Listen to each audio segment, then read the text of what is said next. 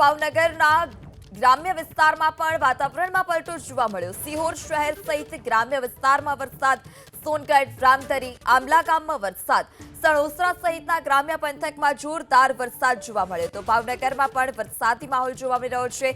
ભાવનગરમાં બપોરના સમયે અચાનક જ વાતાવરણમાં પલટો આવ્યો હતો। ગ્રામ્ય વિસ્તારના વાતાવરણમાં પલટો જોવા મળ્યો, ત્યારે સિહોર શહેર અને ગ્રામ્ય વિસ્તારમાં વરસાદ, સોનગઢ, રામધરી, આંબલા સહિતના ગ્રામોમાં વરસાદ જોવા મળ્યો। સણોસરા સહિતના ગ્રામ્ય પંથકમાં જોરદાર વરસાદ, ભારે પવન, વીજળીના કડાકા ભડાકા સાથે ગ્રામ્ય વિસ્તારમાં વરસાદ જોવા મળ્યો। સણોસરાના ગ્રામ્ય પંથકમાં પણ ધોધમાર વરસાદ, તો આ તરફ સિહોર શહેર અને ગ્રામ્ય વિસ્તારોમાં પણ વરસાદ જોવા મળ્યો।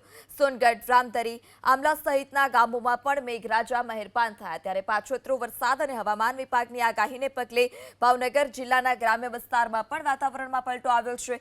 સોનગઢ, રામધરી, આંબલાના ગામોમાં વરસાદ, સણોસરા સહિતના ગ્રામ્ય પંથકમાં જોરદાર વરસાદ।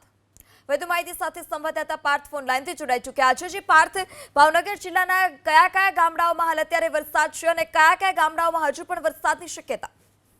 એ જણાવી દઉં, જે પ્રમાણે હવામાન વિભાગ દ્વારા આગાહી આપવામાં આવી છે તેને લઈને ભાવનગર જિલ્લાનું વાતાવરણ આજે સવારથી જ બદલાયેલું જોવા મળી રહ્યું છે। અષાઢ મહિનાના અંતિમ દિવસોની અંદર જે પ્રમાણે વરસાદ છે તે મહેર થયો હોય તેવું જોવા મળી રહ્યું છે। સિહોર તાલુકાની જો વાત કરવામાં આવે તો સિહોર તાલુકાના સણોસરા, સોનગઢ, રામધરી, આંબલા સહિતના જે ગ્રામ્ય પંથક છે કે જ્યાં સવારથી જ વરસાદ છે તે એકરસ થયો છે। આ સાથે જે નીચાણવાળા ગામો આવેલા છે કે જ્યાં વરસાદના પાણી પણ ભરાયેલા જોવા મળી રહ્યા છે।